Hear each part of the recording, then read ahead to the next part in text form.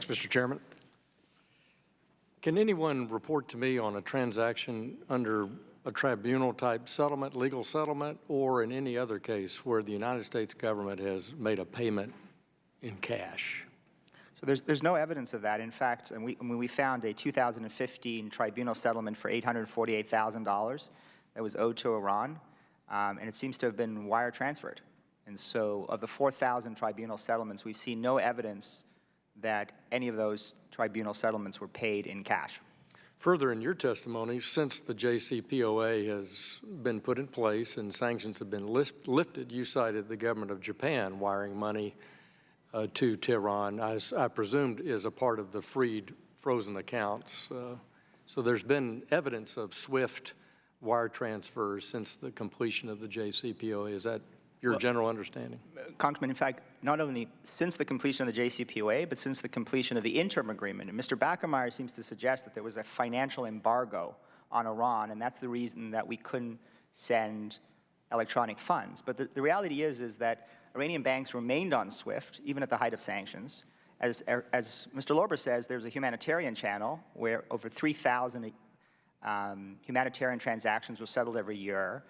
We gave the Iranians access to $11.9 billion, and $700 million a month was sent from the Bank of Japan and other banks to these accounts that Iran could use.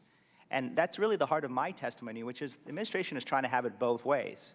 Either there is a financial embargo, which is why they had to send $1.7 billion in cash. If that's the case, then they've sent many billions of dollars in cash, including the $11.9 billion and the $20 billion that they admit to repatriating, or there is no financial embargo. It's just difficult, but there are other ways to actually send the money besides cash, and they use cash in this case because it was an Iranian demand. The administration can't have it both ways. It seems to me that there's no legal basis for cash other than the request of the negotiating party, that they sought cash. So I think that's what we've heard both from the government witnesses today and from our private sector panel. Mr. Lower, you talk about this idea of Iran certifying that the funds aren't used for terrorism. You used a couple of examples. To me, that was one of the biggest weaknesses in sanctions relief under the JCPOA because it was a cliff vesting. They got all their money held frozen abroad back immediately with no ability to let it out over time if they maintain compliance with this agreement. I'm not sure your whitelist idea would hold a lot of clout with me because I'm not sure we know what goes on inside Iran. But this idea that we let money out over time and we have Iran certify a pledge to the payment that it be certified not be used for terrorism might be useful. Have we used that in any settlement before, that kind of settlement over time basis with certifications from the recipient?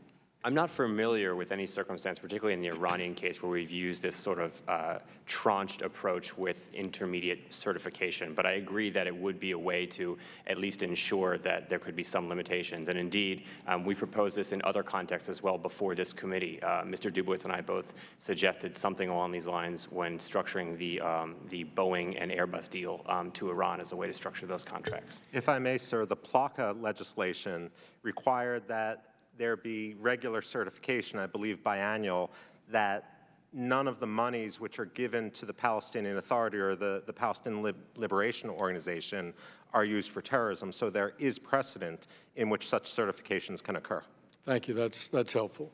Can you think of any legitimate justification why in January, in the 17 January announcement by the administration about the release of our hostages, our American citizens, which we're all thrilled to have back. We want Robert Livingston back as well. We need to keep that pressure up.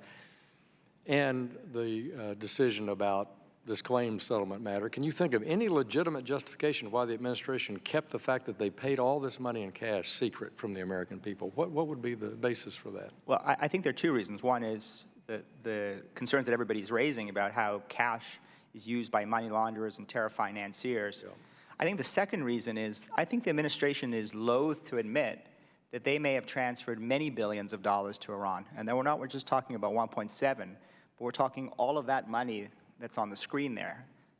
Some or all of the $33.6 billion. If they had admitted that it was cash, Congress would then rightly be asking questions about all the other money that Iran has repatriated over the past 3 years. And then you would be very concerned that it's perhaps billions, if not tens of billions, that the Iranians have gotten in cash to finance not only terrorism, but to support their military, to support Bashar Assad, and all the other malign activities. Thank you. I want to conclude, Mr. Chairman, by reading from the distinguished former member of the Senate, Joseph Lieberman, in his op-ed today in the Wall Street Journal. On the 15th anniversary of 9/11, the United States should not be rewarding Iran for its deadly actions with gifts of sanctions relief and the easing of arms embargoes and ballistic missile restrictions. It is time to hold the regime accountable for its reckless aggression and support of terrorism. I yield back. Gentlemen,